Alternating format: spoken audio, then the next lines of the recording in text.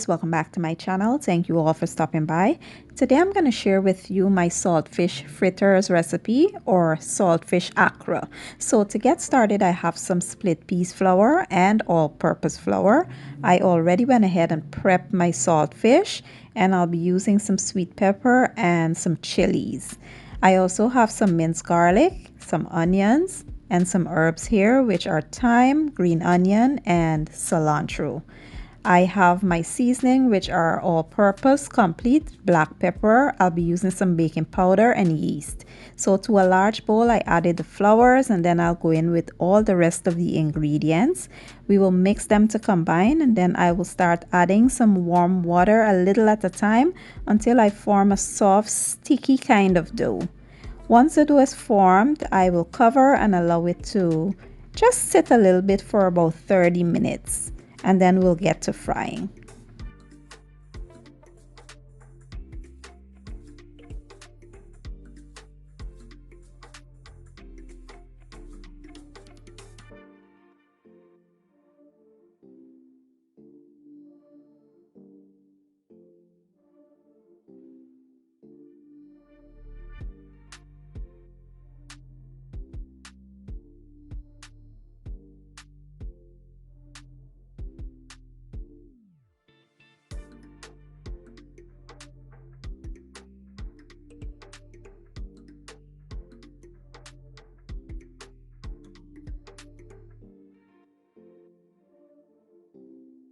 So I have preheated a skillet with some oil, and now we will go in with the saltfish fritters. I'm using a small ice cream scoop.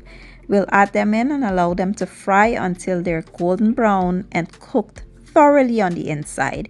You want to make sure your heat is on medium and not too high, because you don't want them to burn super fast and be raw on the inside. Once they are done, you want to remove them and carry on with the same process until you are all out of the saltfish mixture.